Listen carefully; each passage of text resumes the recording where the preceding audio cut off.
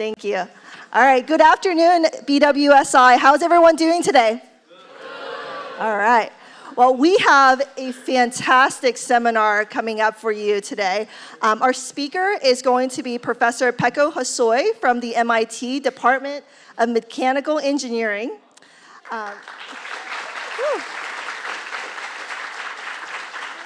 So she leads research in fluid dynamics and biomechanics and in bio-inspired design. And today she's going to tell us about some of the really awesome research that she does in the way of sports analytics at the intersection of sports and data analysis and algorithm development. So without further ado, let's give her a very warm welcome.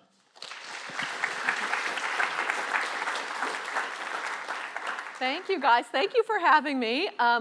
So about, as Chelsea said, my background is mechanical engineering, mathematics. I also have an appointment in the Institute for Data Systems and Society. But about 10 years ago, I realized that a lot of the stuff I'm working with actually intersects pretty closely with sports. And sports is a great place to get data, because they record everything in sports. So I'm going to tell you about 2 short stories from the MIT Sports Lab today. Honestly, there's a whole pile of them I could have picked from. But in general, the projects we work on come from our partners. So these are just some of the people that we work with. Yeah, thank you. Thank you very much. Thank you very much. Thank you. So of course, so FIFA, I'm actually not going to talk about FIFA today, but I will tell you that how many people are watching the World Cup? It's amazing. It's so good. So their semi-automated offsides detection actually came out of work from the Sports Lab. So we introduced that a couple of years ago. But today, I'm going to talk about 2 other projects. The first one is, I picked a project. This is the question that I got most frequently this year. And the reason I got this question over and over again this year is because this was an Olympic year. Right, so hopefully you guys all watched some of the Winter Olympics. And we had many calls from people in the media, Nova, we worked with Nova on this. And the question everybody asked us had to do with figure skating. So that's the quad god. I don't know if anybody's watched the quad god in the Olympics. Yes, quad god. Okay, nice, yeah. Okay, so this is Ilya Malinin. This is a video of him doing a quad, meaning he's spinning around 4 times. And at some point, Nova and a bunch of other people in the media called us up and said, hey, this is great, but will we ever see a quint? Right? Is anybody ever going to go 5 times around? Okay, so we said, okay, hey, that's a question we can actually work on. This is like 60% a physics question. All right, so I'm going to tell you a little bit about the physics of jumping. How many people have taken physics class? Great, okay, amazing. So the physics of jumping is actually pretty straightforward. So here's the basic physics of jumping. So if I tell you the rotation rate, so how fast they're spinning, and I tell you how much time they spend in the air, you should be able to tell me how many times around have they gone. Yep, so those are the 2 things. Given rotation rate and air time, you can give me a number of rotations. So we can do that. So here's the basic physics of jumping. This is probably the first equation you learn in physics. This is just S equals 1/2 AT squared plus V0T. So this is just Y. So this is Y is how high am I jumping. This is gravity, the acceleration is gravity, and it's negative because gravity is going down. This is time. And V0T is the takeoff velocity. Okay, so does this equation look familiar a little bit? Yes, okay, that looks familiar, great. So given, if you know gravity, and we know gravity, and if you tell me the vertical takeoff velocity, I can tell you how much time they spend in the air, okay? So if you do that, so given the vertical takeoff velocity, you can find out how much time they spend in the air. If you know how much time they spend in the air, and you know how fast they're spinning, you can get the number of rotations. And that's it. That's the whole physics behind the spinning ice skating jumps, okay? Now, I'm going to do a little bit of algebra. So I'm just going to solve this for my airtime, and I'm going to plug it in here, and I'm going to get this relationship between the angular velocity, how fast are they spinning, how many rotations do they do, and the jump height. Okay? Now, this, I know I went through that fast. If you're excited about figure skating, you can take a picture of this slide and refresh yourself on the physics later on, work through it. Okay? So, but the next thing I'm going to do is I'm just going to plot this. So I'm going to say, if I spin at a certain angular velocity and I jump at some height h, how many times around am I going to do? Am I going to do a double? Am I going to do a triple? Am I going to do a quad? Or am I going to do a quint? Okay? So here's what that looks like. So let me walk you through this. So this is the rotation rate. So if I'm spinning at 40, let's say I'm spinning at 30 radians per second, and I jump a half a meter in the air, I am going to do a double, right? Can you see my pointer, by the way? Yeah, okay, cool. So so this is 30 radians per second. I jump a half a meter in the air, and then that's in the double band, okay? All right, so now in order to be able to determine, is anybody ever going to do a quint, I kind of need to be able to tell how fast are figure skaters spinning and how high are they jumping. Okay, and there's no record, like you can't Google that and say, please over the last 10 Olympics tell me how fast they spun and how high they jumped. But you can get video, right? So you can get video of all of the performances, and it turns out that nowadays there are these fabulous tools online called pose estimators. Has anybody worked with a pose estimator? Okay, great, we have some pose estimators in here. So a pose estimator, if you put in a video or a picture of a person, it will turn it into a skeleton. It'll find like sort of 27, it'll find your elbow, your wrist, your head, your shoulders, and turn it into a skeleton, and it'll give you the XYZ coordinates of all of those points. And it turns out that my student, Jerry Liu, this is Jerry Liu, happened to get interested in figure skating right before the Olympics, and he built a little pose estimator for skating, where the coaches can take their iPhone, they can point it at the skater, and it will pull out the skeleton and give you sort of the rotation rate and the jump height. So he is now, NBC is now using that in their Olympic broadcast. So Jerry, this is Jerry right here, was sitting next to the NBC broadcasters. He was off camera. It's like the announcers were here, and Jerry's right here, and they'd say, that was and Jerry, a quad sow cow, right? So that's being now used in broadcast, and you can see, let me just go over here and stop it somewhere where you can actually see. So you can see it's lagging a little bit right there, but like that's a pretty good one right there. So can you guys see, is that clear? Can you see the box and the skeleton? Yeah, that's the little blue lines. So you can pull that out. So Jerry had made this tool. So I said, okay, let me go back to the past 50 years. Let me get video from all of those Olympic skaters. Let me just clip out some of their best jumps and see how high they're jumping and how fast they're spinning. So this is what this looks like. All right, so I'm going to walk you through the years. So first, in 1984, Scott Hamilton was the gold medalist. And this is 2 jumps by Scott. This is his rotation rate and his jump height, which we pulled out of Jerry's app. Okay, next we have Viktor Petrenko, 1992. Ilya Kulik, 1998. Then we have a bunch more. We have Yuzuru Hanyu, Evgeny Plushenko, and Nathan Chen. Okay, so these are the dots from the gold medalists over the past 42 years of Olympic figure skating. And there's a couple of really interesting things that you can see in this plot. Okay, the first is that Nathan Chen, this is Nathan Chen right here, is super close to the line, right? He is almost crossing over into the quints, so he is really close to doing a quint.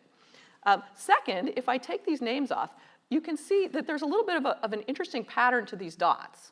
Right, so initially, as they're sort of progressing the sport, they're both spinning faster, so they're moving up, and they're jumping higher, so they're moving to the right. But at some point, right here, they stop moving up, right? And the points are all kind of sit at this one rotation rate. So it looks to me, and I don't know physically why this would be, but it looks to me that they have plateaued, and they found this is as fast as you're going to spin. Right? Unless you're going to change something in the way you actually do a jump, you're not going to spin any faster. So in order to do a quint, that means instead of crossing the line up this way, you have to go this way, right? You have to jump higher. Okay, so if you jump higher, that means that if somebody could jump from skates 0.9 meters in the air, they should be able to do a quint. Okay? All right, so now the question is, can somebody jump 0.9 meters in the air? And one of the interesting things is, so when NOVA first called us with this question, they said, you know, we've been doing a lot of investigating online, and we found this great blog post. And this blog post, they did a calculation, and they said, a quint is impossible. We've done the calculation, and the problem is that if you jump this high in the air, when you land, you are going to break all of the bones in your foot. I said, that seems a little weird. Like, could that really be true? And so I thought, well, okay, I can go through and I can check their calculation. They probably made some assumptions. I can check what those assumptions are. I said, but you know, really, the better way to do this would be to do the experiment. And to take somebody and throw them a meter in the air in the ice rink and have them land on one foot in ice skates and see if they break their foot. That would be the better experiment. Now, of course, nobody's going to allow you to do that experiment, but it turns out that figure skating does this all the time, and it is called pair skating, where somebody takes somebody, throws them a meter in the air, and they land on one foot. And they're fine. So the landing is fine. And by the way, this is the Japanese gold medalist pair skating. They were phenomenal. He's actually pitching her more than a meter in the air. And in fact, if you look at the data on pair skating, you find that the pairs you typically throw them about 1.2 meters in the air. So it's fine. The landing is fine. All right, so then if the landing is fine, what about the takeoff? So now the question is, okay, can an athlete jump a meter in the air? And I don't have that data from figure skating because figure skaters haven't done it yet, but I do have that data from other athletes. And if you look at NBA players typically jump about a meter in the air, pretty commonly. And these are average NBA players, right? If you look at the great jumpers, so you look at Michael Jordan jumped that high. He was a huge jumper. Okay, so for an elite athlete, this looks to me like it is physically possible to do a quint, okay? So physically possible to do a quint. The next question you have to ask is, okay, physically possible, are they incentivized to do it, right? Because you might say, well, a quint is such a risky move, they're likely to fall, there's a lot of things that can go wrong. Wouldn't you rather do a clean quad than a risky quint? Okay. So in order to answer that question, you have to ask, okay, what are these athletes actually being incentivized to do? And that comes from the scoring system. So does anybody know how scoring works in figure skating? Yes, we have some figure skaters over here. I love it. Okay, I'm going to tell you very, very briefly a little bit of the history of scoring in figure skating and for all other aesthetically judged sports. So typically what you see in aesthetically judged sports, so these are years starting in 1880, figure skating first made an Olympic, I can't remember if this is an international competition or Olympic appearance. I think this is Olympic appearance, somewhere in the early 1900s. And during that time, they used a scoring system called the 6.0 scoring system. Okay? And the way the 6.0 scoring system works is the figure skater would skate, and then the judges would hold up a number, 5.7. Right? And they don't have to say, oh, it's because they did 5 quads and a double or something like that. It's just, this judge goes 5.7, this one goes 4.9, this one says 5.3, right? So it's just a number, and they're judging the whole performance they're judging the performance as a whole. In 2002, there was a new system that was introduced, which was the international judging system. And the new system came about, I have a friend who's actually a figure skating judge. I asked, why did they change the system? And he said, scandal. So there was a big scandal in figure skating in 2002. I'm not going to go into the details of the scandal because that'll take up too much of my talk, but you can ask me afterwards. But the international body of figure skating said, this is too, non-prescriptive, this where you just get to put up a number between 0 and 6.0.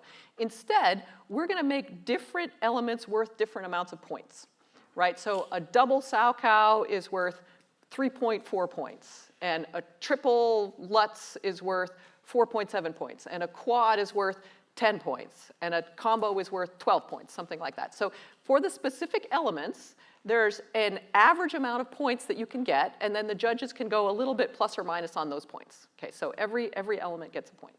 And the interesting thing is that this has happened in just about every aesthetically judged sport. So diving initially had something that was the grace era, where you just give it a number. And then at some point they changed it and said degree of difficulty. We have to say some dives are worth more than others. Gymnastics used to be perfect 10 era. Does anybody remember the perfect 10 era in gymnastics, where everybody was trying to get the perfect 10? Now you can't do that anymore. Now every element is worth something, and so your routine is worth 14.347 points. And gymnastics is amazing, because there's like 3 digits of accuracy in what they're scoring on this. So all of these go through this transition where you go from sort of a judge the performance as a whole to this more complex judging system. These are the newer sports. So snowboarding, halfpipe, BMX, freestyle, and surfing. You can see they are still in this era where you just put up a number. But if you talk to the folks in these sports, all of them are anticipating that this is going to happen, right? And they're asking us, so this is one of the calculations they want us to do. If you look historically about when has this happened in other sports, when is it going to happen in BMX freestyle? Which Olympics do we have to be ready to switch to the different scoring system, and how does that change the routines we should be doing? Okay, so question. All right, so figure skating has changed their scoring system. So let's ask now, what has been the impact on the routines if you change the scoring system? All right, so I've now made the next chart I'm going to show you. This is just the history of jumps in figure skating in the Olympics. So again, this is year. This is when the scoring system was introduced. These are the doubles, these are the triples, these are the quads. And what you see is that sort of at the beginning, there was a new jump introduced every 4 years. So every Olympic, somebody would do something new. Just there would be one thing new introduced in that Olympics. Okay, then things got harder, right? Because the quads are much harder than the triples. So now sort of the introduction of new things slowed down. So here you get a new jump about every 10 years. So maybe every other Olympics, somebody introduces a new jump. Then they introduced this new scoring system. And this new scoring system gives you a boatload of points for a quad, a boatload. And what you have incentivized the athletes to do is now start introducing quads at a much higher level. And one of the reasons this is true is that you get more points for attempting a sloppy quad than you do for landing a clean triple, right? So they might as well try the sloppy quad. So this, and the international judging body has already published how many points a quint is worth. And it is a lot of points. So they are definitely incentivizing the quint. So I would say, if I come back to the original question, will we ever see a quint? Yes, no doubt in my mind. There's going to be a quint. I think it might be at the next Olympics, right? I think it's humanly, like physics tells you it's humanly physically possible, and the international figure skating board is incentivizing it. So okay, so that's my short story number 1. So thank you very much.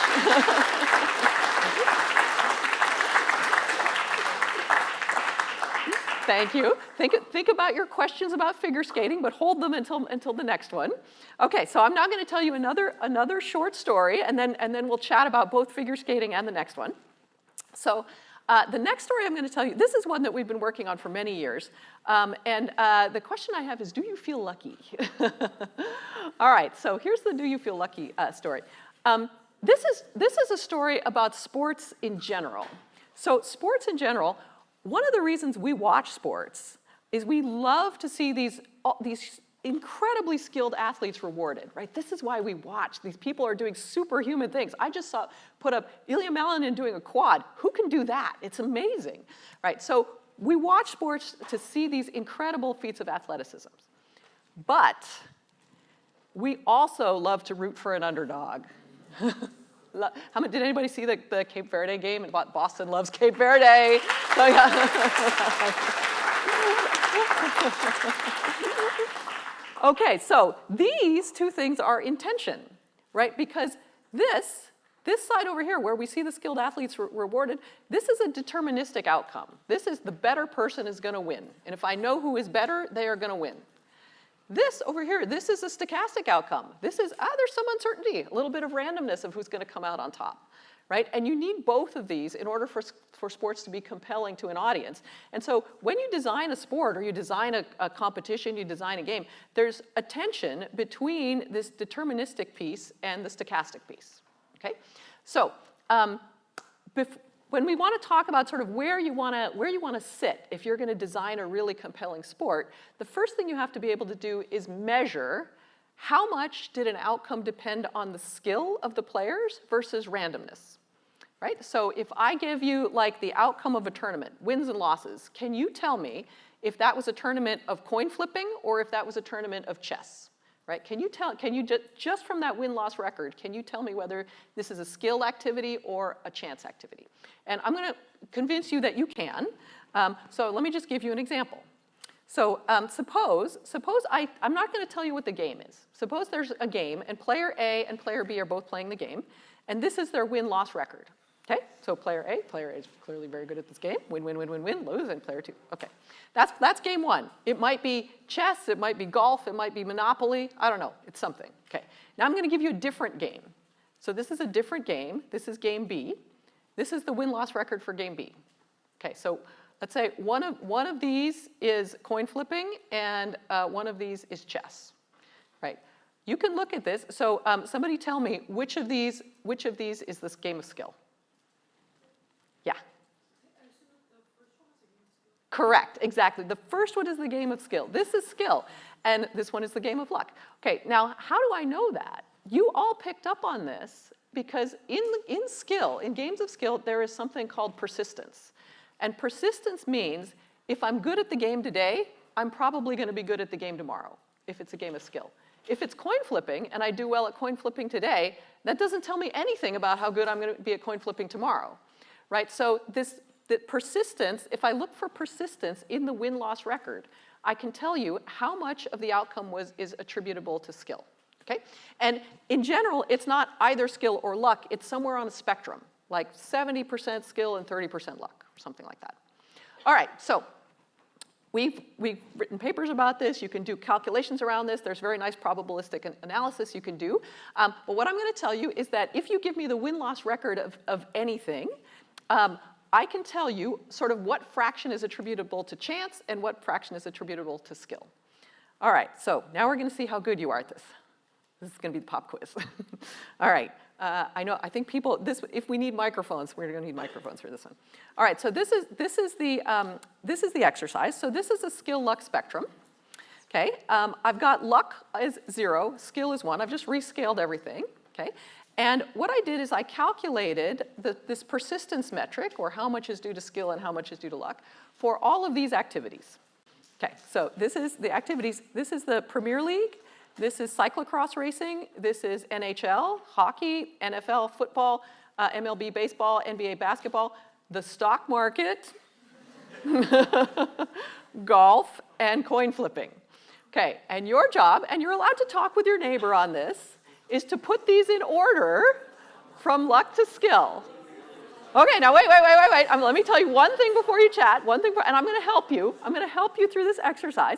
Remember, I am not asking, do you need more skill to play hockey than you need to play basketball? I'm asking, does the game reward skill? So at the end of the season, if you look at the rankings, are the most skilled teams on top, or are they in a random order? Right, that's how you should think about this, okay? Okay, I'm gonna give you 30 seconds to talk with your neighbor, and then I'm gonna check back in.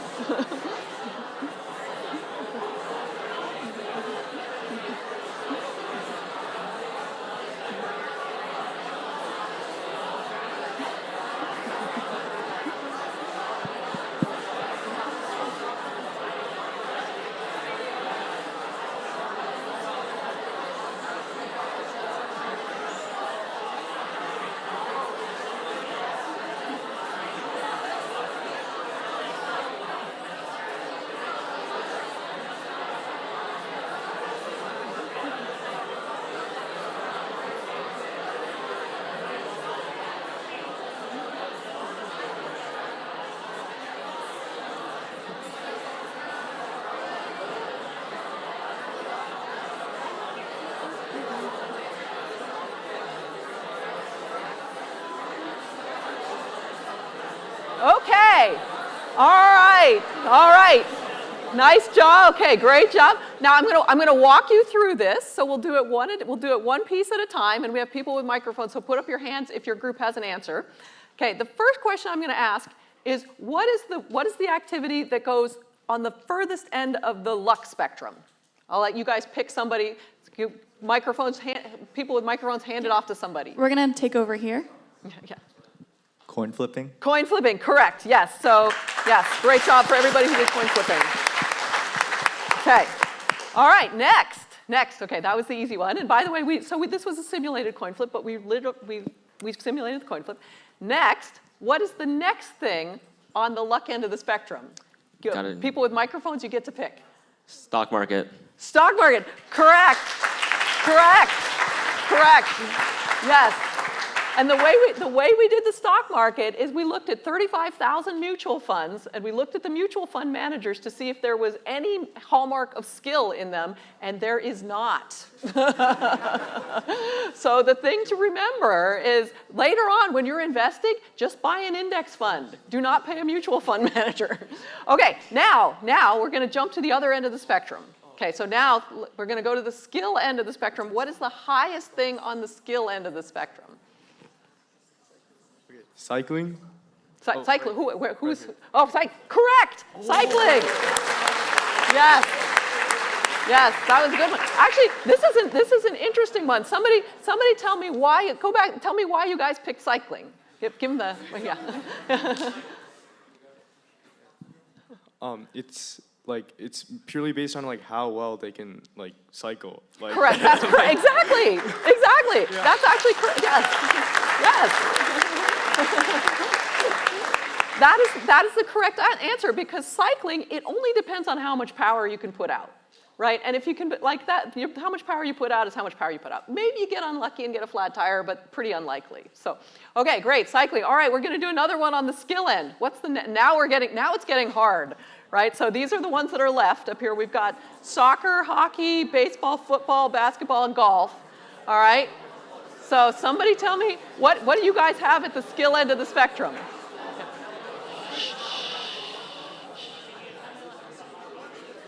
Okay. Our group went with football for the second most skill because they don't play that many games, and then there's so many players, so the amount of outside factors are. Great. Okay, I have a vote for and by the way, when you say football, do you mean American football or European football? American. American football. Okay, I have a vote for American, and these, like I said, these are now tricky. So what do I have a vote for something else? Somebody give. What else do we have? I'm going to hear what all the votes are. Hello. Oh. I would say it would be basketball because there's so many possessions, 100 or so per match. Basketball. So then the back and forth, at the end of the game, the most skilled team wins most of the time. I would say. Great. Okay, great. Basketball because a lot of possessions. Good one. What else have we got? I would say golf. Golf. Because specifically, same with cycling, it's both one person sports. So there are less factors that are changing. Good one. I like that. Yeah. Good answer. Any other votes? We've got another vote over here.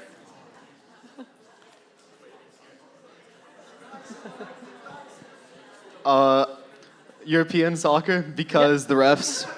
Nice. Hey, hear him out.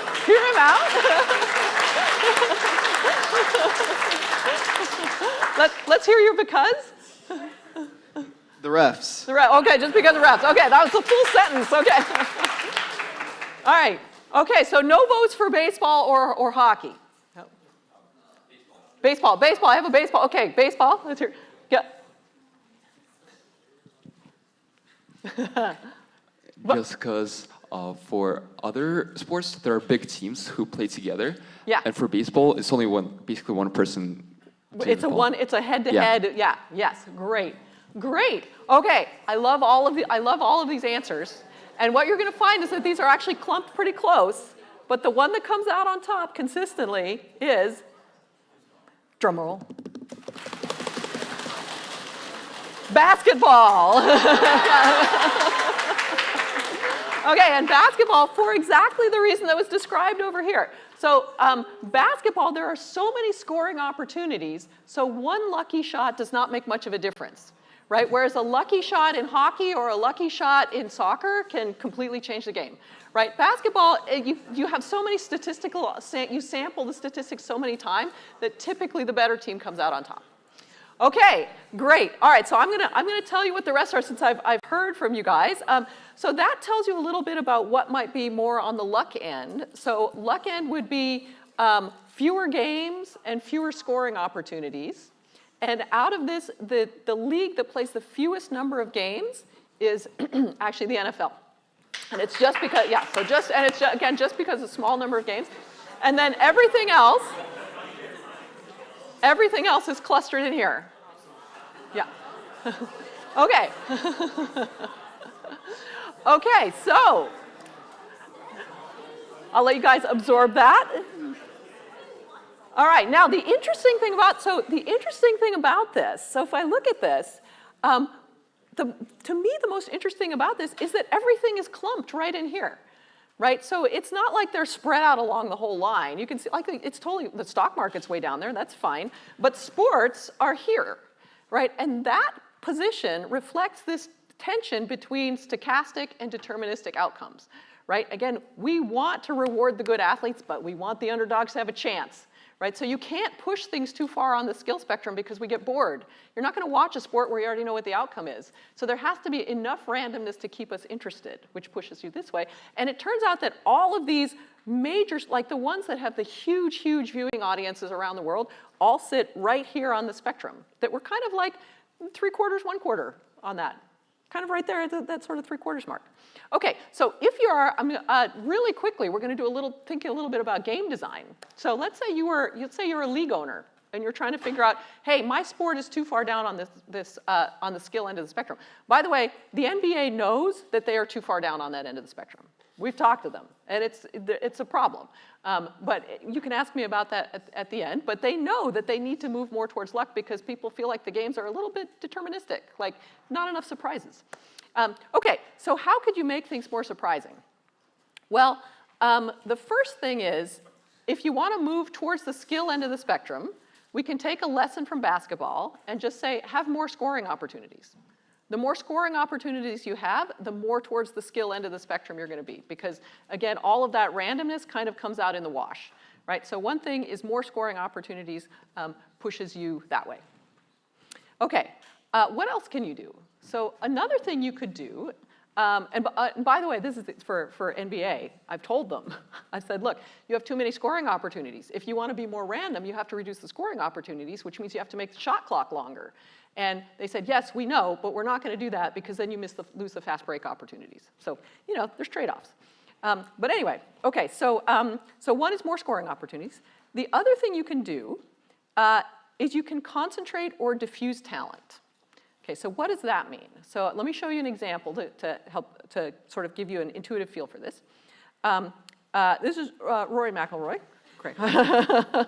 And if Rory McIlroy plays golf against this small child, who's probably a great golfer, I don't know, he's probably going to win.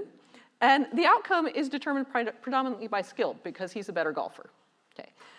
However, if Rory McIlroy plays Scottie Scheffler, who are both professional golfers, now a lucky lie, an unlucky gust of wind, all of those things make more of a difference, so now luck plays a larger role in the outcome. So the closer matched you are in skill, the more luck plays a role in the game, right? And so one of the things you can do when you're building a league, so for example, let's say I want to move more towards the luck end of the spectrum, then I want all of the teams to have roughly the same amount of talent. And the way you do that is you do something like you put in a salary cap. So people can't spend an infinite amount of money to put all the best athletes on one team. You have a draft, so the people the teams that are worse off get the first pick of the next round of athletes. And if you look at European versus American sports, the American sports all have drafts and salary caps to try to equalize all of this. So they are pushing them more towards the luck end of the spectrum. If you look at European soccer, there are teams where they can just spend an infinite amount of money. And so they win consistently because they have such top talent. And again, that is because they are now concentrating talent in one team, which pushes you more towards the skill end of the spectrum. Okay, so one thing you can do if you want to go more towards the luck end is salary cap, draft, weight classes, that kind of stuff. And then the third thing you can do is you can actually change the equipment or the physical environment. And I have a 2-hour-long talk I could tell you about baseballs. But the one thing I want to tell you about baseballs is, does anybody remember, this might be too long ago now, but does anybody remember the home run controversy? That the number of home runs in Major League Baseball went way up in 2012, 2016, 2017, 2018? Anyway, yes, good, yes. So there was this huge spike in the number of home runs. And so what MLB did, Major League Baseball is actually really good at this. They called in a bunch of academics, like physicists and mathematicians, to say, why did the number of home runs suddenly go up by 25%? So I was one of the people they called. And so I was on this panel with all these people who were thinking about baseballs. And one of the things we learned from that exercise is that in baseballs, so baseballs are handmade objects. They're made out of natural materials. They're made out of leather. They're hand-stitched with natural yarns. And so there's a huge amount of variance across baseballs. So it happened that year, the drag coefficient of the baseball did fluctuate. It fluctuated down, but it was within sort of the normal, what you would expect from fluctuations, on sort of the average drag coefficient. But if you just look at baseballs as a whole, there's a huge variation in drag because there's some guy who's just stitching these, and they're making the seams tighter or looser. And so when a pitcher goes out there and he picks up a ball to throw, he doesn't know if this is a high drag or a low drag baseball. Right, so this is a pitch, and it varies, but so this is a variation in sort of the drag that's measured, and you can see it varies by like 10, 20%. So that's the difference between getting something in the middle of the outfield or knocking it out of the park. So there's a huge amount of variety in the physical equipment that you can also use to add randomness to the game. There's a whole thing, okay, again, I could talk for 2 hours on baseball, but I'm not gonna do that, so I have time for questions. So the last thing you can do is you can change the equipment. So that's kind of my story about thinking about skill and luck and how do you actually design games to sit in this sweet spot that we as spectators tend to like. But the one thing I would like you to take away from this part of the talk is that in sports, we tend to think we're designing for this. Right? We want to see these superhuman athletes. You want to design a game so you get to see these incredible performances. But the thing that actually makes sports compelling is this. So when you are thinking about optimizing design of sports, don't get sucked into going too far down on that end of the spectrum. And this is not only true for sport. This is true in a lot of things where you have people interacting with the thing you're designing. It may be actually better to be not quite at the optimum where you're sitting and think about how those other pieces are adding to the experience. Okay, so that is 2 stories from the MIT Sports Lab, and I am happy to take any questions.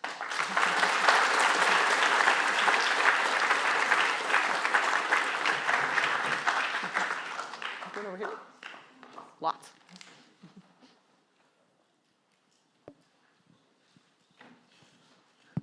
Hi. Well, thank you so much for your presentation. Yeah. My question is, have you seen those airless basketballs that they're introducing in the future?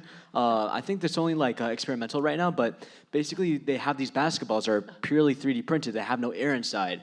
Oh, interesting. Yeah. So okay, super. So I have not seen those, but we are working with the NBA right now. There are companies that are working on putting chips in the basketball, which they now have in soccer balls to track the ball, right, to get more more data for them to analyze. And the thing and I'm going to tie this back to 3D printed in a minute. The thing that's interesting about that is that before a basketball is used in the NBA, so the NBA basketballs are leather, and the leather has to be broken in before you can put it in an NBA game. So they actually give it to another team, like a G League team, to play with or practice with for 6 months to wear in the leather before they're allowed to put it on the floor of an NBA game. And so to do iterations on design, that makes it really, really slow because I could test a chip.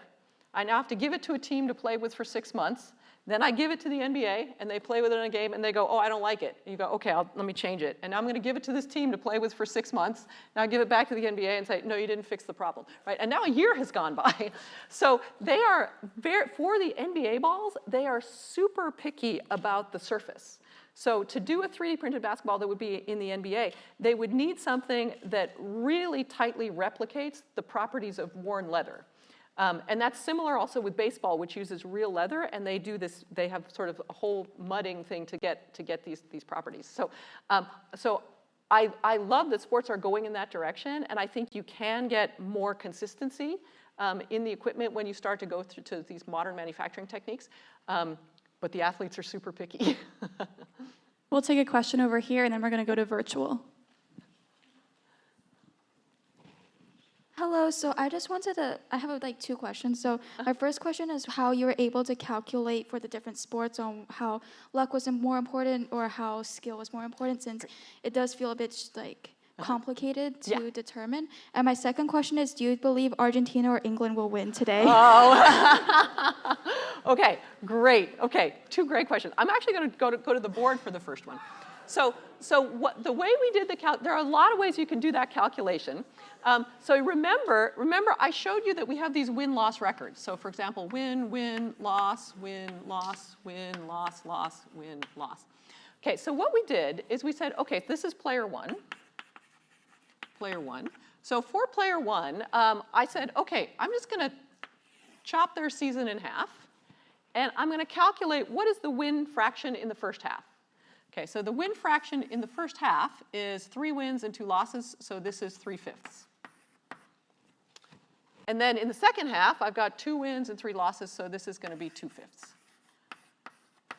Okay, so now what I'm going to do is I'm going to make a plot where this is the first half, and this is the second half. And I'm just going to put this player down as a dot on this plot. So the first half, they're at 3/5. 3/5. And the second half, they're at 2/5. So that player is going to be a dot right there. Okay? And I'm going to do that for all of the players. So I'm going to say, however hundreds of players or hundreds of teams I've got, I'm just going to put dots for all of them, like this. Okay, so everybody gets a dot, like that. Okay, so now, I'm really glad you asked this question because we can do one more exercise. So suppose the game is coin flipping. Okay, oh, and let me tell you this. Suppose I get to do the perfect experiment. Okay, and my perfect experiment is I have an infinite number of people flipping a coin an infinite number of times. Okay, so each of you guys are going to pair up. You're going to flip a coin. Heads you win, tails you lose, et cetera. And you're going to do this an infinite number of times. And then I'm going to look at the win-loss record for the first half and the second half for every person. Okay, so if you're flipping coins, what does this plot look like if you have an infinite number of people flipping an infinite number of times? I have volunteered. Maybe somebody bring a microphone to somebody.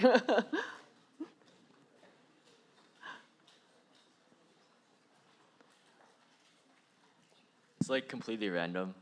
It's like Okay, yes, so I have a vote for random, and as I play more and more games, what happens to that random cloud? Somebody.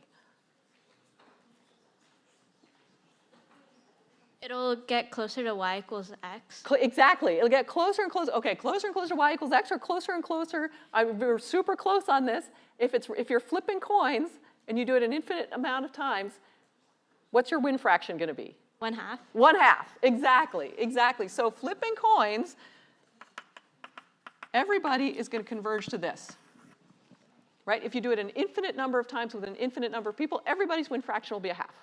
Okay, so if it's a game of chance, I'm going to have something like this. Okay, what if it's a game of skill? So a game of skill, the more skilled person always wins. Then what does it look like? And I'm going to come back to, actually, yes. Y equals x, that's what I was hearing, yes, exactly. So y equals x means all of my points are going to be on a line that looks like this. Okay. So when I actually do this, there's a bunch of noise in the system, and I'm going to get some kind of a cloud, right? So I'm going to get some kind of a cloud like this. And the question I have to ask, where does it sit on that skill luck spectrum, is does this cloud of points look more blobby or more liney? That's the mathematical question. Okay, so now all you have to do is you have to have some kind of mathematical definition to say, is this more liney or more blobby? And you can pick whatever definition you want, and then that gives you the number to put it on the chart. Okay, so that's what we use, but there's lots of other ways you could do it, but that's basically the metric. Okay, so who do I think is going to win today? I think it's going to be a really good game. I thought England looked fantastic in their last match.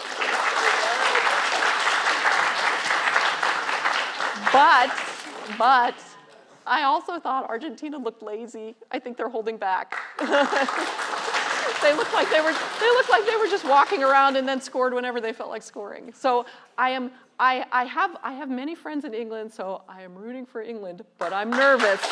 I'm nervous. Other questions? Francesca, you want to choose some virtual? Yeah, Rachel, could you unmute and ask your question? Yeah, so first of all, thank you for the presentation. It's the first time I've ever heard from a sports analytics person.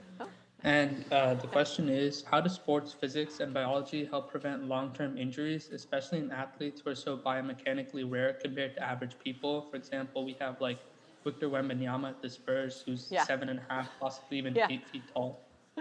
Yeah, great, terrific question. So, I actually have one of my students who is on the MIT basketball team and is super tall, actually saw Victor Wembanyama and was like, I have never seen a human being this big. So you're absolutely right. One of the challenges in working with professional athletes is they are all 4 sigma off of the norm. So you can't be comparing them to the norm when you're making those measurements. I think one of the biggest open questions is how do you use the enormous amount of data that we have coming in to mitigate injury risk? And ultimately in sports, you can't really prevent injury because there's just a lot of randomness in it. But how do you make sure that the athletes are well rested, are trained, have everything developed so that the risk of injury is as small as possible? Okay, so actually I'm going to give you a slightly longer answer on this because I think this is really interesting. One of the challenges with that is injury tends to be a rare event. And so it's hard to get enough data to make predictions about when is somebody at a high risk for injury. And if you only have injury data from one team, it's typically not enough to actually make any kind of robust predictions. If a league would be willing to share all of the injury data, maybe anonymized, I think that would actually be enough that you could make some progress on keeping the athletes healthy and minimizing the risk of injury. But that data is so closely guarded by the teams, I don't know of any league that has convinced the teams to actually share the data. So until the teams are willing to share that data, give it to the league, even if it's in an anonymized way, and then send that out to be analyzed, I think it's going to be really hard to make progress on the injury front. This is a great question. Rutvi, can you unmute and ask your question? Hi, yeah, thank you so much for this really engaging talk. I really love the game theory aspect behind everything you explained. That's so fascinating to me. So one thing that I was just wondering is that there's a lot of games and sports played around the world, and a lot of them have different bracket systems. Like for example, as we know in FIFA, it's a very binary kind of system where you play against a team, and if you get eliminated, then you move on to the next round.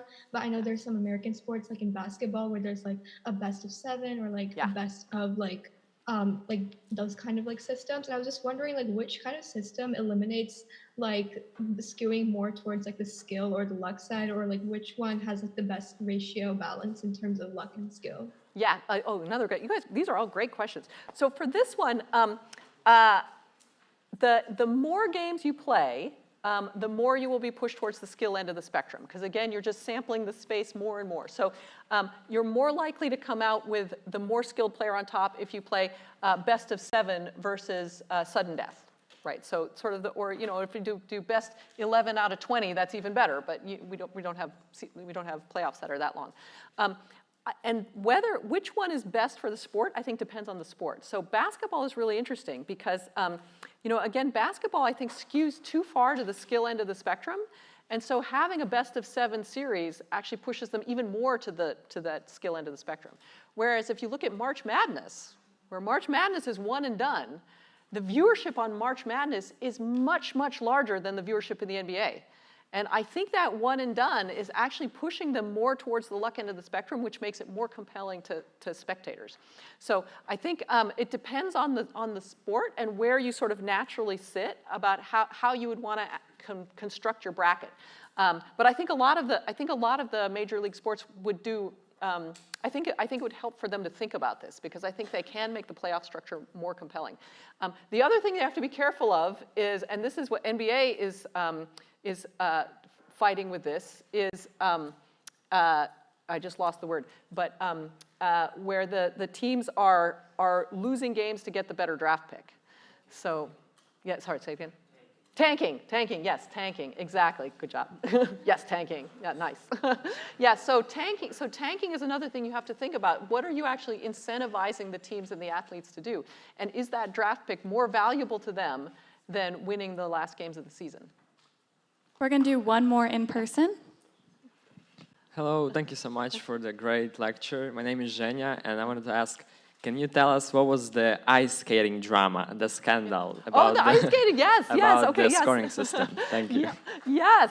So the ice skating scandal. So this was in the it must have been the 2000. It was one of the Olympics around 2000, and there was a I think this was in either pairs or ice dancing, where the Russian team and the French team were very close. No, sorry. Russian team and the Canadian team were very close.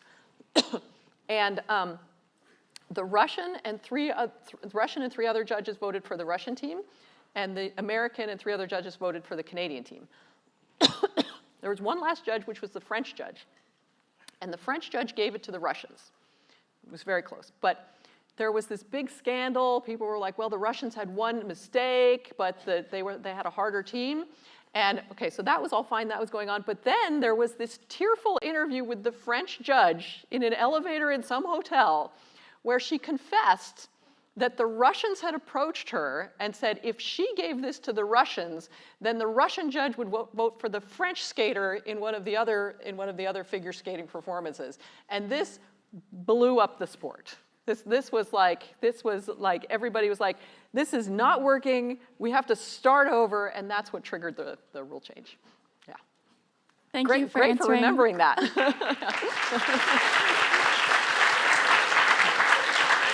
All right. Thank you for answering all those questions. At this time, we're going to have Henry and Nina from the Embedded Security class do the T-shirt presentation.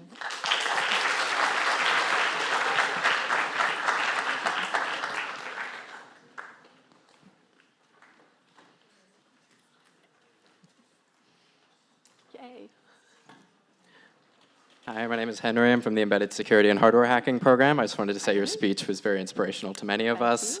I really liked the part where you're talking about going from this kind of subjective human-based scoring to a more objective and analytical system, and how it's kind of happening in parallel with all the software and new hardware being developed, 100%. Which we're working on very similar stuff in our course, and we're finding it very engaging. And how, I know many of us watching the World Cup may not be a fan of all this new stuff, but the work you're doing is truly inspirational. Thank you. Thank you so much. Hello, Professor. My name is Nina. Thank you for this engaging and interactive presentation. I really enjoyed how you walked us through the thought processes behind each of these experiments, and it was really interesting learning about the mathematics behind sports. Now we would like to present to you our 10-year anniversary T-shirt. Thank you. Once again, thank you so much for your time. Can I put this on? Take a photo? Okay, I'll just put it.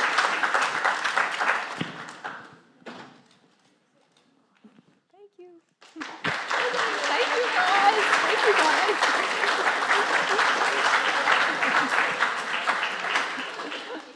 Awesome, that's all we have for you guys today. Can we just do another big thank you to our guest lecturer?